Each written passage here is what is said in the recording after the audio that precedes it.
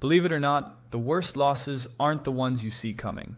They're the ones you walk into thinking you're outsmarting the system. I've seen it too many times. Bettors who think they're playing chess while the books are still playing poker. They think they've got just enough knowledge to be in control. But that false confidence is exactly what the books want. So, in this video, I'm breaking down 7 betting mistakes that quietly bleed your bankroll dry. And no, I'm not talking about rookie errors. I'm talking insider-level traps that even sharp bettors fall for. I know because I've lived it. I lost over $3,000 in 2 months chasing what I thought were smart bets. Then I tore my entire process apart and tracked where the leaks were. So if you're serious about protecting your bankroll, watch closely, because the sharper you think you are, the easier you are to manipulate. And odds are, you're stuck in at least one of these traps right now. So, have you ever felt like no matter how good your bets are, you're still somehow behind? Well, mistake number 1 could be the hidden reason why. It has nothing to do with your picks and everything to do with the book you're playing against. Okay, there are 2 types of sports books. The first one is called the soft book. Think DraftKings, FanDuel, BetMGM. They have big promos, flashy boosts, and do tons of marketing. Because of this, their odds are pretty good since they're trying to attract the masses. And yeah, it's easier to win here. But the moment you do, you get limited and eventually banned from placing bets. The second is the sharp book. These are the market makers. They set their own lines, and they don't limit winners. These include bookies like Pinnacle or betting exchanges like Betfair. The good news is that since they don't ban winners, it's a better option long term. They rely on volume, take a small 1 to 2% VIG, and let the market sort itself out. But the edge is tighter, so to win here, you've actually got to outplay the price. Because of that, the game plan is different for soft books versus sharp books. And not knowing that puts you one step closer to draining your bankroll. That's why I built a private group that's free to join for now. I know how the sports books work, and we're up against billion-dollar algorithms, so if we're gonna win, we gotta think and move together.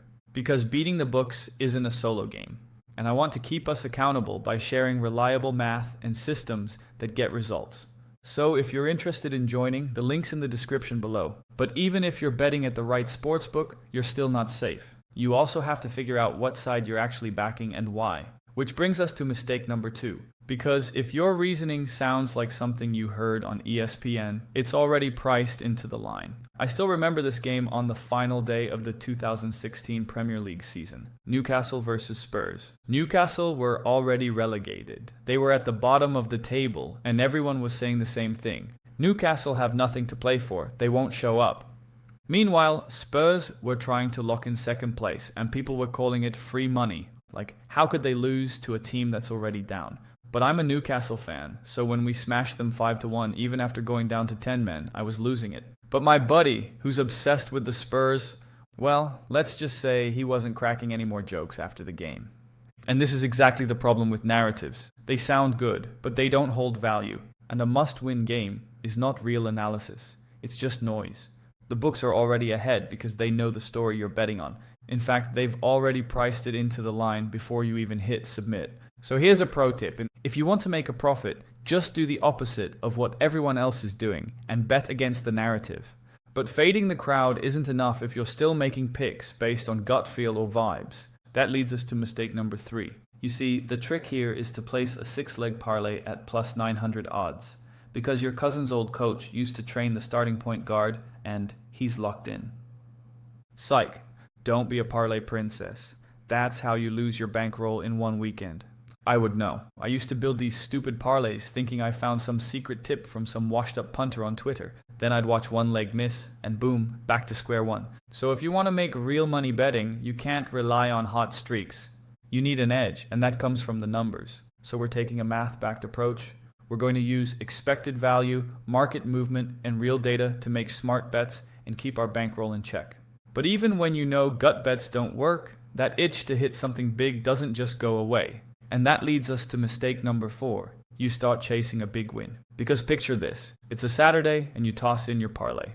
Man City to win, Bayern over 2.5, some random Serie B draw, and a goal scorer because he feels due. It may look fine on paper, but honestly, that's not a good slip at all. That's a lottery ticket. Because one bad ref decision and it's over. So, let me say it again. Don't be a parlay princess. At least not if you want to profit long term. Parlays are built for degenerates to donate money to the bookie's yacht fund. But if you do bet them for the rush, at least do it smart. And here's what I mean. Only include legs that have positive expected value, and keep it to 2 to 3 legs max. Because the second you start building 6-leg heaters, you're at the mercy of an unlucky losing streak, and that's where the spiral starts. You start chasing losses and blaming the refs. And lastly, make sure they actually correlate. Like, let's say you're betting on UFC and Fighter A is a knockout artist. He wins fast and rarely sees round 3. But your parlay is Fighter A to win and Fighter A to go the distance. That doesn't add up. Because if he's never gone to a decision in his career, betting on him to win and for the fight to go all 3 rounds, that's a contradiction. So if you're tired of guessing and hoping for a miracle, here's a step-by-step blueprint that breaks down exactly how I made my first $1,000 betting sports. It's a system you can steal, so you can find sharp bets on your own and stop relying on parlays. Just hit the link in the description to grab it. It's free. Now, let's talk about mistake number 5, because this one's huge. Most bettors blow up their accounts here, and they don't even realize they're doing it. I remember one night I lost a couple of bets early in the day and thought, alright, I'll just win it back real quick. Then I remembered some guy online hyping the Martingale Strategy, basically saying, you can't lose if you just keep doubling. So I doubled, and then doubled again. Next thing you know, I'm 5 bets deep into Brazilian second division football, praying for a corner kick. But long story short, I didn't win it back. So I decided to cut my losses and start clean. And here's how I did it. I set a hard daily loss cap. 3 units, max. And if I hit it, I'm done. No doubling down. No more of that. I'll just win it back real quick nonsense. Because I learned that if you want to win, you've got to protect the bankroll even from yourself. And one way to do that is to follow a strategy. I know most bettors already follow one, so this isn't a groundbreaking tip, but they don't realize that their strategy is the same broken model everyone else is using. Which takes us to mistake number 6. Let's say you're betting NFL point spreads. You start by looking at each team's average margin of victory over their last 5 games. If Team A wins by an average of 7 and Team B loses by an average of 6, you predict Team A should be favored by around 13. That's a model a lot of people use. It's dead simple with only one variable, and it's probably wrong. That's why real models go way deeper, sometimes factoring in over 100 variables like injuries, quarterback performance under pressure, weather, O-line metrics, travel fatigue, and even referee tendencies. And yeah, a lot of people get overwhelmed by that, so they never start. What they don't realize is that you don't need all of that on day 1. You start with version 1, test it on past games, see where it breaks, then add a variable or 2, retest, and repeat.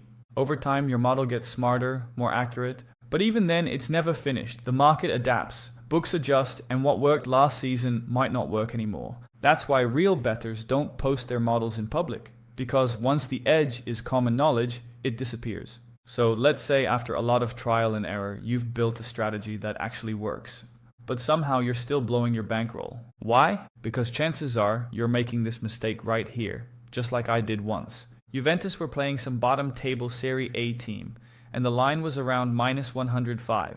It looked like a gift. Top club, solid form, easy win, right? So I went full send, dropped my entire bankroll on it like a clown with confidence issues. But what I didn't realize was that Juventus had already clinched the league. They rolled out the backups and half the squad looked like they'd been out until 4 a.m. The game ended 1-1 and the game was dead.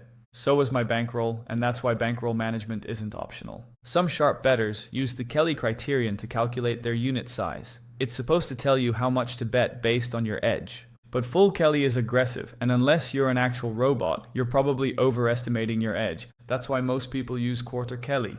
But if you ask me, just stick to the golden range of 1 to 2% per bet. Kelly criterion is for try-hard spreadsheet warriors who love theory more than profit. But if that's not you, here's an 8-minute video that's all about exposing my stupidly easy yet effective sports betting strategy.